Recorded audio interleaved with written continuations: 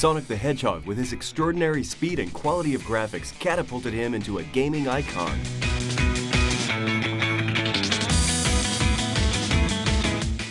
The Sonic franchise is vast, with over 70 million games sold worldwide, bringing a huge number of games to its loyal fanbase and introducing a variety of characters, including Miles Tails Prower, Knuckles, Dr. Eggman, Amy Rose, and many more. And the franchise is set to grow even more as this year sees Sonic return with his latest video game installment, Sonic Generations.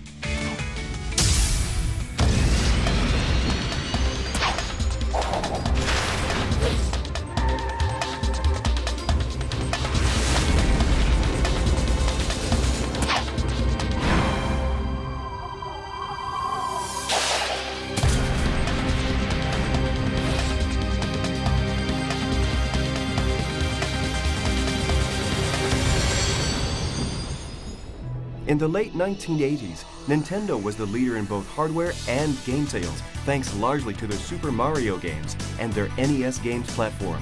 I'd had conversations with Mr. Nakayama, the CEO of the company, about what needed to be done for SEGA to compete in the United States marketplace.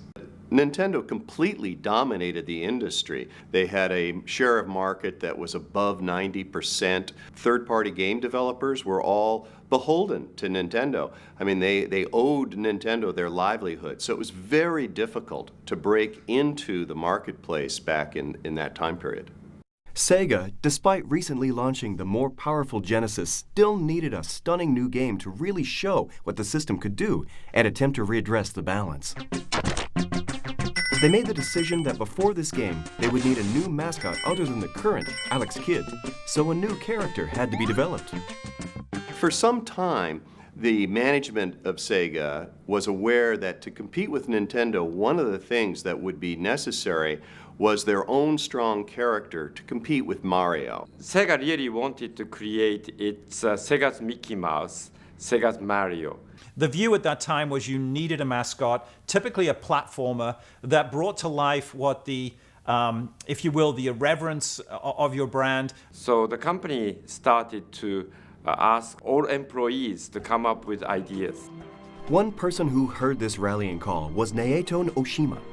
純粋にゲームの企画を最初作ったんですけど、なかなか上司とうまく理解してもらえなくて、でそこに中さんがちょうどプロジェクトが終わって、で中さんに相談して、なんか一緒にゲーム作ってもらえませんかってお願いしたところ、快く中さんがじゃあ一緒にやろうよって中さんといろいろ相談しながら生まれたのがソニックになります。With Oshima developing potential character ideas, Yuji Naka, a young, talented SEGA programmer who had already worked on several games, was tasked with not only programming the game that would feature this new character, but devising a game that could demonstrate the true power of the Genesis. そうですね、僕自身が速いものが好きだったっていうのもあるんですけれども、やはりゲームが上手くなったら早くクリアをしていくところができる方がいいんじゃないかっていうのが、その当時のゲームはですね、バックアップとかがなくてですね、セーブができないので、毎回ゲームを始めると一番最初から始めるんですね。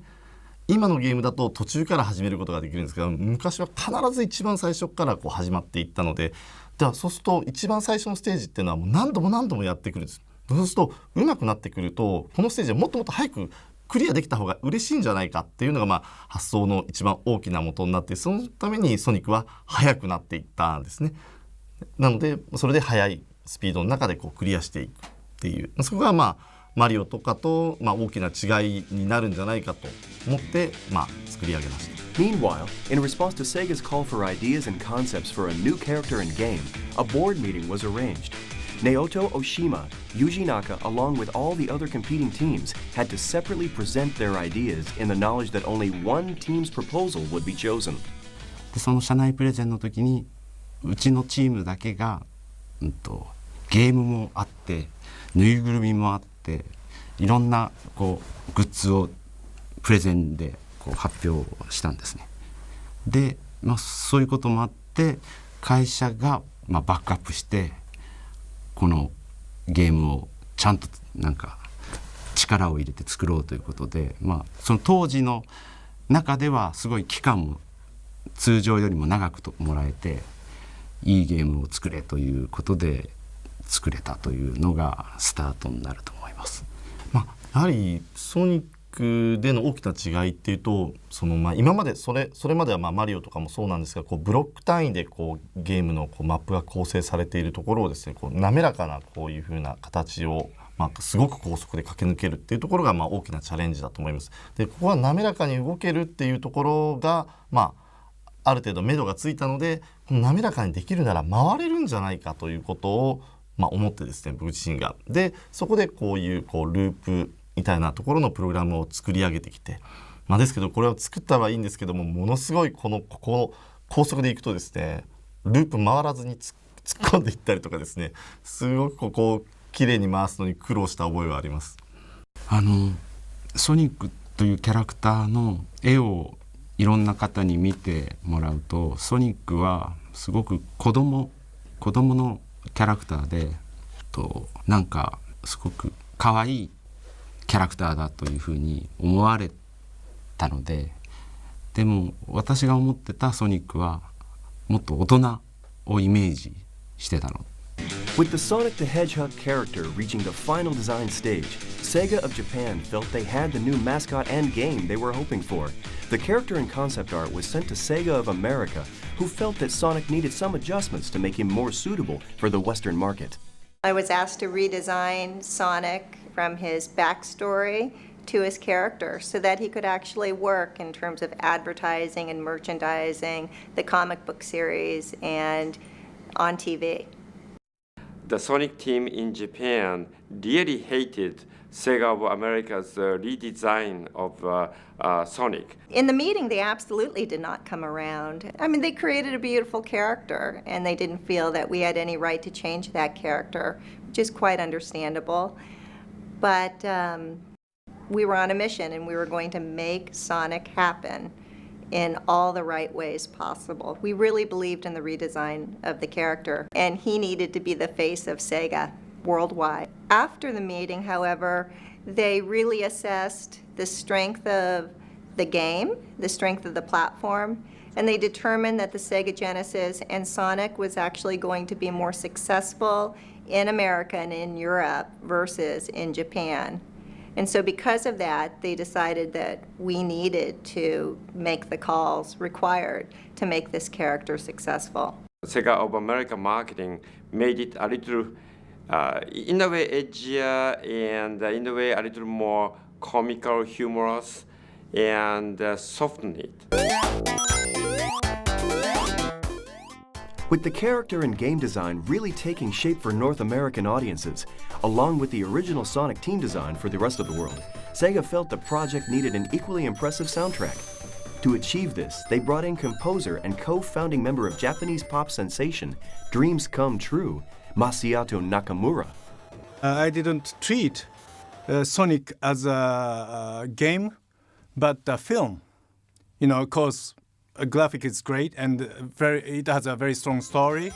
So I thought, this is a movie, film. So I wanted to create a movie music or film music.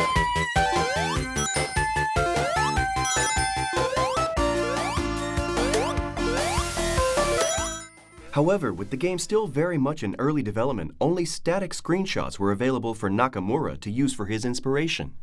So Sonic staff explained to me, it's going to be like this, it's going to be like this. And I started, writing songs, but I will never know because that was a totally new for me. So it was really tough job for me.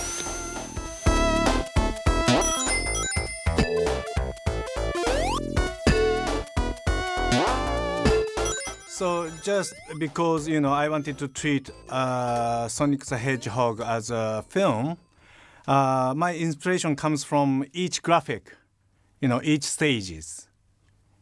So if I can see a red color, so my music's gonna be like a volcano stuff, or if I can see Iceland, I wanted to create a kind of icy music. So my inspiration came from visual or graphic. at the same time, the Mega Drive system, the sound system is very limited. Maybe we could use 4 sound or at the same time. So it was really, really tricky, But that limitation, inspired me a lot.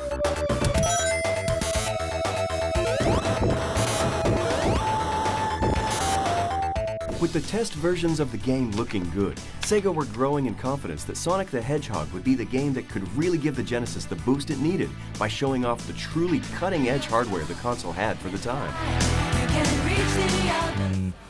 確かにメガドライブ自体はですね、そんなに、その当時でいくと、性能は高い方だったかと思うんですけれども、ソニックみたいなゲームを作るのにそこまで適しているハードではなかったので、かなりプログラミング的にはその高速化、いかにしてそのスピードを上げていくかっていうプログラムはかなり詰めて作っていった記憶があります。I was at SEGA Japan and visiting one of their R&D labs when I saw a very, very early version of Sonic. Graphics were half done, just part of the first Green Hill Zone. And it looked interesting from a different distance because it was so bright. But once I got up closer to it, they started going and moving Sonic around, having him roll up into a ball and then start moving.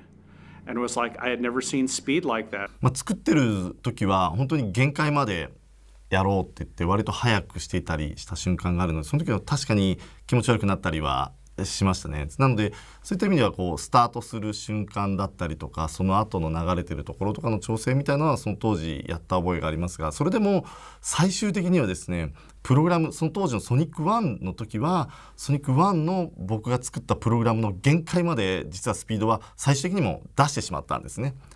なのでどちらかというと慣れてしまったのかもしれないですね。当初は確かに大丈夫かなと思った瞬間はあるんですけれども。About 2 months later, I went back to SEGA Japan and got to see another version of it. The first level was mostly complete, and I was able to go and play it for myself. Then I knew we had something special. With the game nearing completion, how would SEGA position the release to set it apart from anything else ever seen before? How did Sonic quite literally take the world by storm? So the Consumer Electronics Show was approaching, where not only was Sonic going to be unveiled, but also Super NES was going to be unveiled. Now, as a marketer, we knew that we had something great in Sonic. We didn't have one thing that Nintendo did, and that was a lot of money. For every dollar that we had in marketing, Nintendo had $10 or more in marketing dollars. So we had to go and be smart, we had to be bold, we had to go and figure out different ways to go and do it. So we kept Sonic a secret until CES. CES opened, and before the show opened, Nintendo had their big press conference introducing Super NES, saying why it was the greatest system in the world. It was the only system to go and think about. They had this great software lineup, including the new Super Mario World. After their press conference was over, the doors to CES opened, and about 2 minutes after that, a reporter from a major national magazine came up to me and said, Super Nintendo has 32,768 colors. You've only got 512. What are you going to do about it?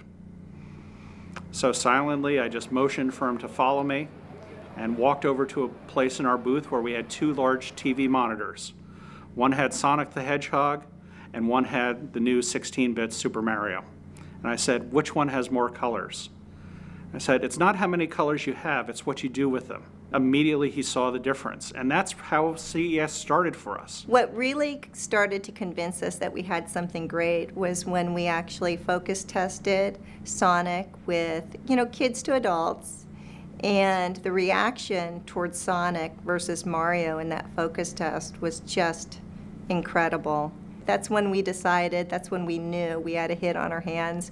Because when you looked at all the people playing Sonic the Hedgehog, they were, it's young kids as young as 3 to as old as 50 or 60, playing and loving the character. To build a buzz about the upcoming Sonic, SEGA had an idea for a more direct but high-risk marketing strategy. I believed in being very aggressive in marketing. I believed in taking Nintendo on head-on. So one of the challenges that we had when marketing Sonic is we wanted to go directly up against Mario, and we wanted to do that in TV.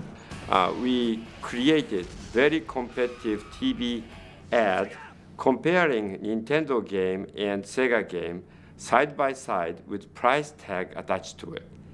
And we knew that the minute we would televise a commercial against Mario, that Nintendo would require that we pull the TV spot. Tom and the marketing team asked me, do you think this will be acceptable to the Japan management? And I scratched my head and thought about this and decided not to tell the Japan management until only a few days before we air. And in case they said, you can't air this, stop it, I was thinking to tell them that I tried to stop it, but I couldn't stop it in time. It was, I think, pretty innovative on our part to throw pretty much all of our media dollars against that one night worth of TV.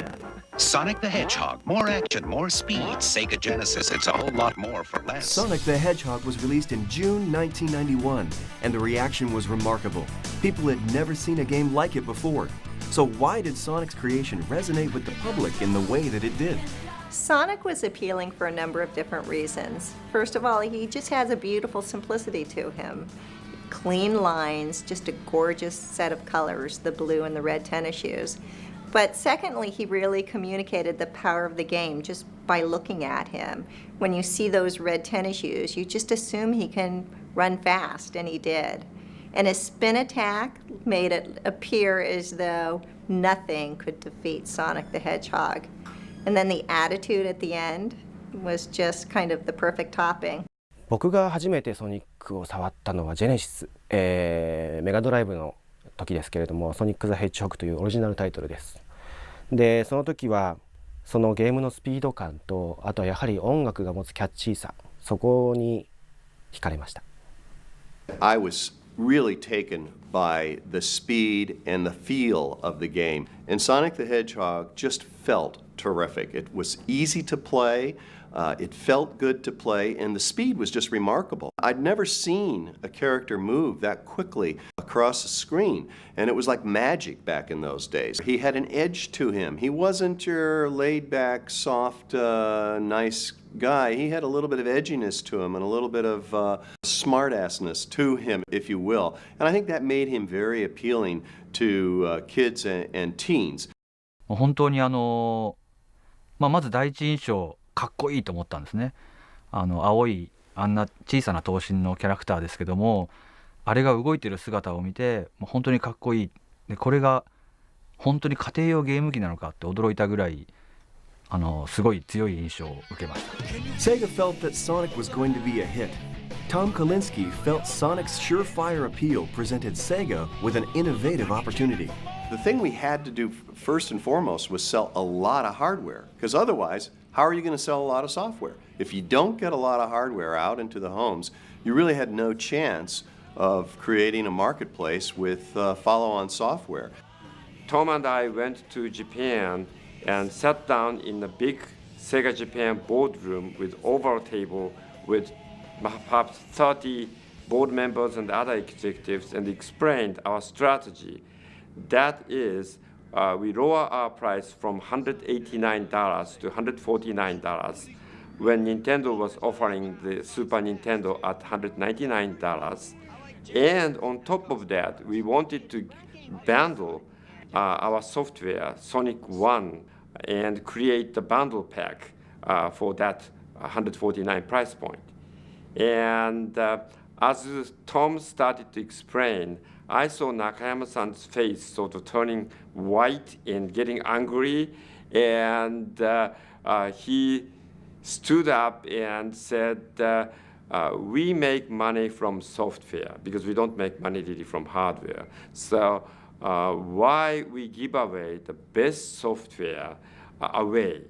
and he kicked the chair and literally ran to the door. Then I thought, well, that's the end of my career. And he turned at the door and he said, well, I hired you to build the company and take market share from Nintendo, and if this is what you think you have to do, go ahead and do it. So he supported our plan 100%, and to his credit, I think, to his great credit, because he could have easily said no. And because of his allowing us to do that, we then went on to really dramatically take share of market away from Nintendo in the next year. The concept of bundling in our industry, i.e. of putting in software with the hardware to drive accelerated sales rates or to forestall a price drop, is a time-honored tradition, if you will. What Tom Kalinske did in 1991 here with the Genesis, by putting Sonic in there, a AAA piece of software, kind of broke the mold, if you will, from what had previously happened, where the less desirable software had been packaged in because it was cheaper and more effective to be able to push that through rather than give away what was seen to be high profit margin software. People were buying Sega consoles simply to play Sonic, and with Sonic proving to be a huge success, it was inevitable that a sequel should follow. When we completed Sonic 1, which was originally developed in Japan, we realized that the real battlefield against Nintendo is the United States. Therefore, we brought the team to Palo Alto, California, and added some American resources and started to create Sonic game.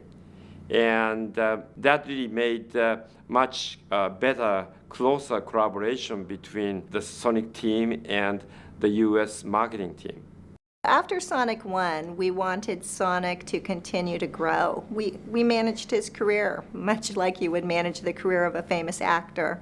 And so what was important is that, first of all, we grew Sonic's world, and we introduced a new character by the name of Tails, so Sonic had a friend.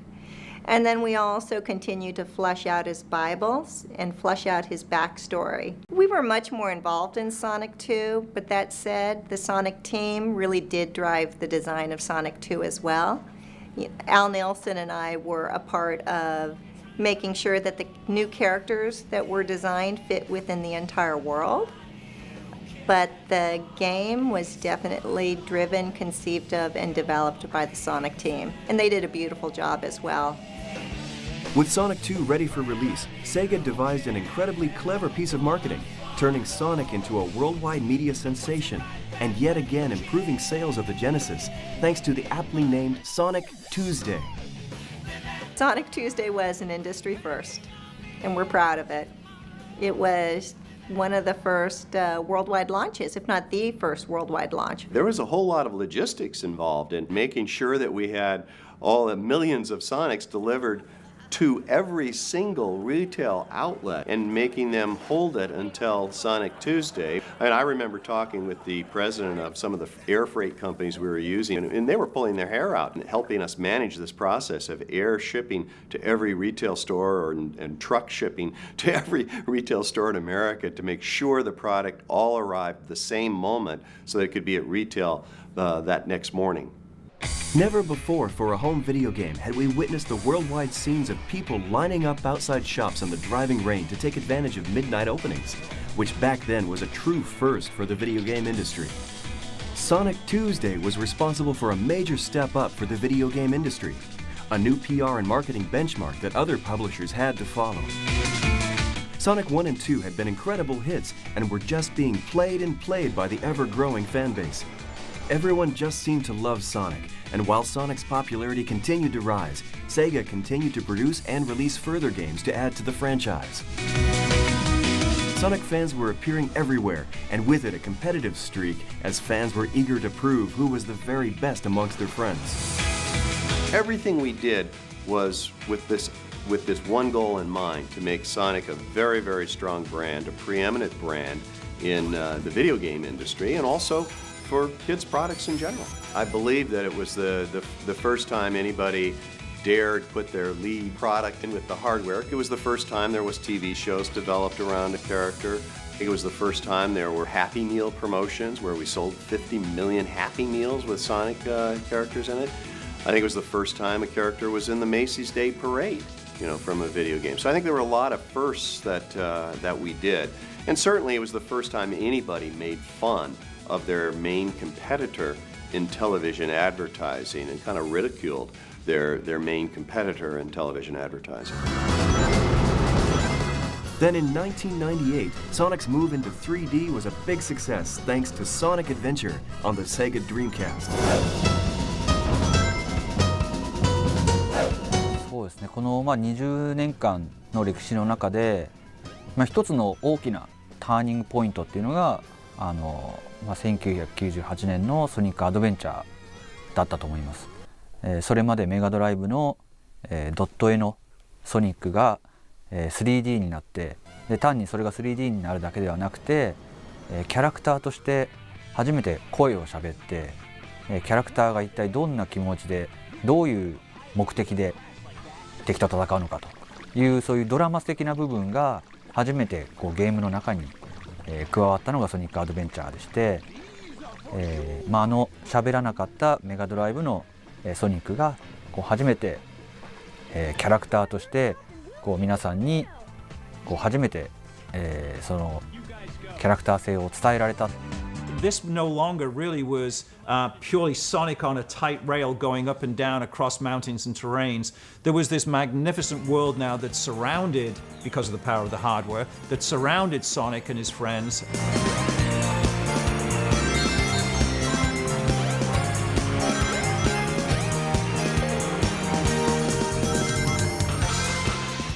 やっぱり当時の16ビット機から、ドリームキャストの方の新しいハードで、展開する新しいゲームということで、そのハードの性能が上がることで、表現できること自体もやっぱりすごく大きく飛躍するので、それを見た目デザインの方でどう表現していくかっていうところで、そのキャラクターの見た目の変化によるインパクトっていうのと、そうですね、実際のその表現力がアップした部分で各キャラクターのアクション性をいかに大きくカメラが引いたり寄ったりした時でも見せることができるかっていうところが、スムーズに行えるように調整しながら制作しました。 With Sonic's move into 3D a success, more titles followed. The development team always challenged with the need to raise the benchmark of each game, right the way through to recent titles such as Sonic Colors. ソニックカラーズで初のディレクターという、大役をいただいて、どうやって、お客様に喜んでいただけるような、ソニックの新しいゲームを作っていこうかというふうに考えたんですけれども、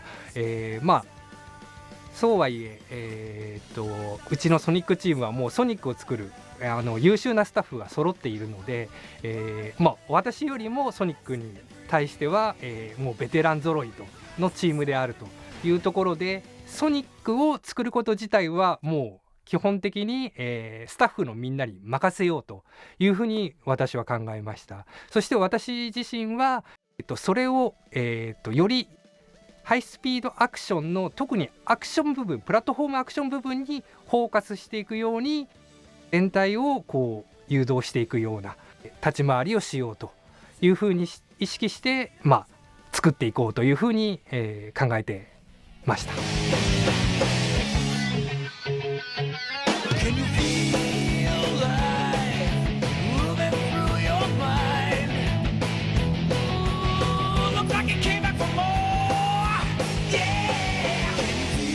The music of Sonic still commands a steadily growing fan base that has been growing some truly wonderful music with contributing musicians that each brought their own style to the Sonic franchise.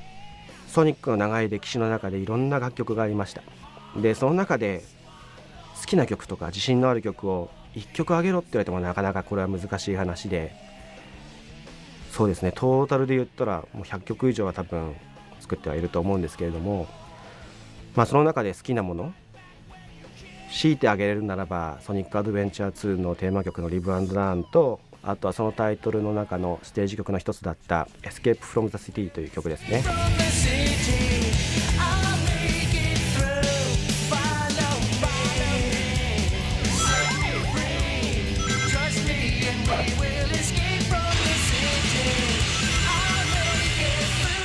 で他の方、例えばオリジナルのソニックの楽曲を担当されていた中村さんの曲で言えば、僕はソニック2のエメラルドヒルというステージの曲が好きです。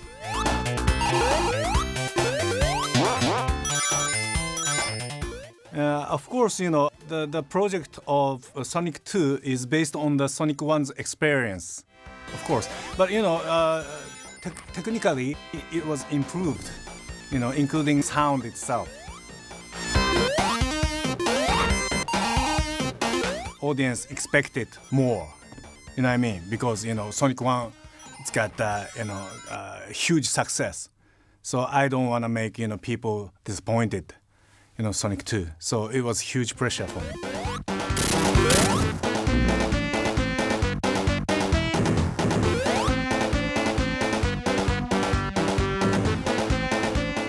Sonic シリーズの中でこれまで自分が担当した曲で、思い入れがあるというか、一番力を入れて作ってきたのが、各タイトルごとのテーマ曲だったりします。でやっぱりどの作品でも一番そのテーマとなるものが一番その作品の核となるものを表しているので、ソニックのタイトルの、楽曲を制作して今までで一番、楽しかったなと思う、思い出はですね、ソニックアドベンチャーの楽曲制作になります。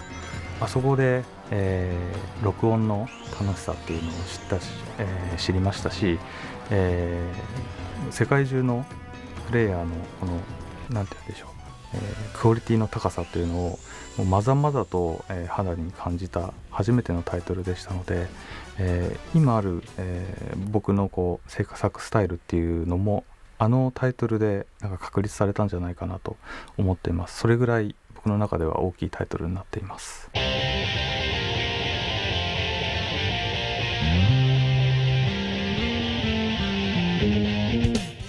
To help celebrate his 20th birthday, Sonic is set to return in the game Sonic Generations, a game that embraces key eras in Sonic's remarkable 20-year history. ソニックジェネレーションズの特徴になりますけども、2D の、クラシックのステージが今回は、今の、PS3 や360といった次世代機のハードを使って、3D となって、しかも、すごく密度の濃い世界観となって新たにそのステージを再現するというところが一つのこのゲームのコンセプトとしてありまして、クラシックのステージはより密度の高い 3D のステージに、逆に今度元が 3D だったステージ、ソニックアドベンチャー2のシティエスケープですとか、そういう元が 3D だったステージを今度はクラシックで遊ぶと2D のプラットフォームアクションとして遊べるというその、最近の 2D のアクションと 3D のアクションの両方楽しめるというところが、ソニックジェネレーションの一つの特徴ですね。このゲーム始める時に私がチームに言ったことが20周年だからってさあ20周年集めましたよっていうようなタイトルにするのではなくて、20周年だからこそ5年後の記憶に残るそういったゲームを作ろうと。なので新しいチャレンジっていうのは今までのゲーム組み立てもちろんあるんですけども、そこに新しいギミックであったりとか今までなかった演出を追加して、で、今まで買ってもらったお客さんはもちろんで、今までソニックをプレイしてなかったお客さんもやっぱソニックって面白いんだって納得してもらえて、それで新しいその5年後につながるようなそういうゲームを作りたいなと思っています。そういうような、今までの20周年の集まりっていうわけではなくて、それを超えた新しいチャレンジっていうのをこのゲームには詰め込んでいます。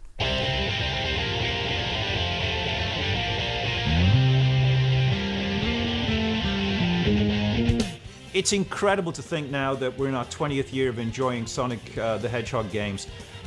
There are very few characters or pieces of intellectual property, quite frankly, that can survive 5 or 6 years after sequels, never mind 2 decades.